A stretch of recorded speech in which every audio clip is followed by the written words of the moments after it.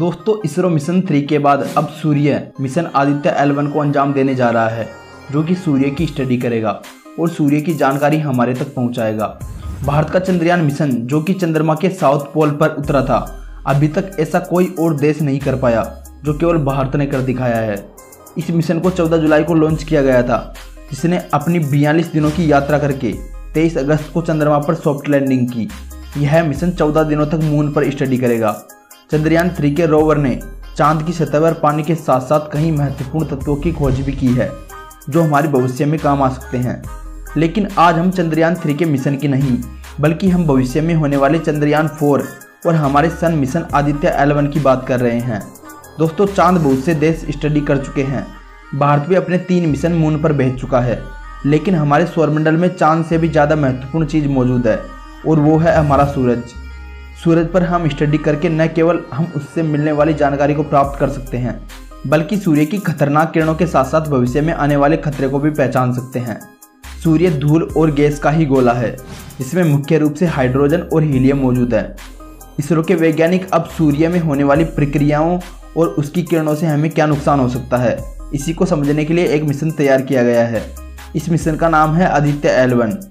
Hello दोस्तों, मैं हूं सोनू जादव और आप देख रहे हैं SPS रिसर्च यूट्यूब चैनल।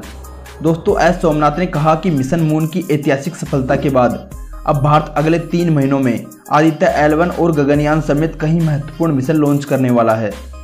उन्होंने बताया कि हमारे पास कतार में कई बड़े मिशन मौजूद है।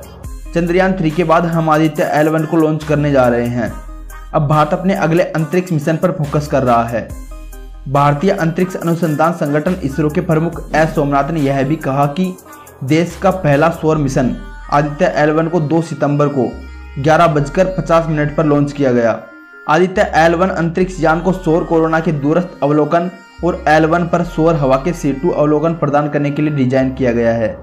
आपको बता दें कि इसरो का सूर्य मिशन आदित्य L1 जो कि धरती से सूरज की तरफ 15 लाख किलोमीटर तक का सफर तय करेगा और सूरज का अध्ययन करेगा।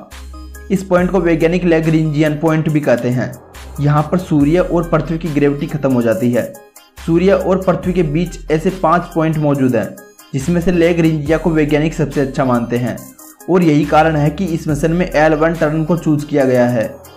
इस मिशन को बनाने में करीब 378 करोड़ की लागत आई है, जो नॉर्मल स्पेस मिशन के मुकाबले काफ़ी कम है। भारत के लिए यह सूर्य के अवलोकन के लिए पहला अंतरिक्ष मिशन होगा। इससे पहले अलग अलग देशों द्वारा अलग अलग सौर मिशन किए जा चुके हैं, जिनकी संख्या 22 है, जिसमें से अभी तक एक ही मिशन फेल हुआ है, और अब इसी रफ्तार में भारत अपने कदम बढ़ाने जा रहा है। इसको बेंगलुरु स्थित मुख्यालय अंतरिक्ष एजेंसी से लॉन्च किया गया है। इसरो के प्रमुख एस सोमनाथ ने इसके उद्देश्य के बारे में बताया कि L1 के चारों ओर की कक्षा से सूर्य का अध्ययन करना है, विभिन्न तरंग बैंडों में प्रकाश मंडल, क्रोमोस्फीयर और सूर्य की सबसे बाहरी परतों को कोरोना का निरीक्षण करने के लिए अपने साथ साथ पेलोड ले जाएगा। आदित्य L1 पूरी तरह से स्वदेशी प्रयास है। UR राव सैटेलाइट सेंटर में तैयार किया गया है।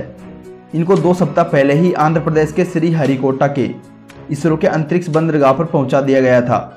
लेकिन इसरो कुछ अलग करने के लिए जाना जाता है।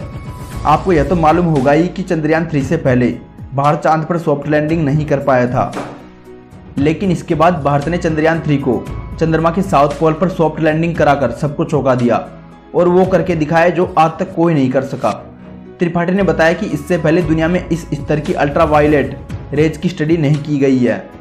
आदित्य L1 मिशन का लक्ष्य L1 के चारों ओर के ऑर्बिट से सूरज का अध्ययन करना है। चंद्रयान 4 चंद्रयान 3 की सफलता के बाद चंद्रयान 4 को भी कन्फर्म कर लिया गया है, जो कि भारत का चौथा लूनर मिशन होने वाला है। भारत द्वारा पहला लूना मिशन 2008 में लॉन्च किया गया था। इस मिशन के ऑर्बिटर ने चांद की सतह पर पानी को खोज निकाला था। वहीं भारत का दूसरा लूनर मिशन 2018 में लॉन्च किया गया था, जो कि सक्सेसफुली नहीं हो पाया। इस मिशन का मेन मकसद था कि मून की सतह पर सॉफ्ट लैंडिंग करना, लेकिन लैंडिंग के कुछ समय पहले यह वैज्ञानिकों के कंट्रोल से बाहर हो गया और क्रॉस लैंडिंग कर गया। लेकिन आपकी जानकारी के लिए बता दें कि चंद्रयान 2 का एक ऑर्बिटर भी था, जो आज भी चंद्रमा को ऑर्बिट कर रहा है। इसके बाद चंद्रयान 3 को इसरो द्वारा 23 अगस्त 2023 को मून की सतह पर सॉफ्ट लैंडिंग कराया गया और एक नया इतिहास रच दिया गया। दोस्तों 2026 में वैज्ञानिक चंद्रयान की इसी सीरीज को आगे बढ़ाते हुए चंद्रयान 4 को लॉन्च करना चाहते हैं।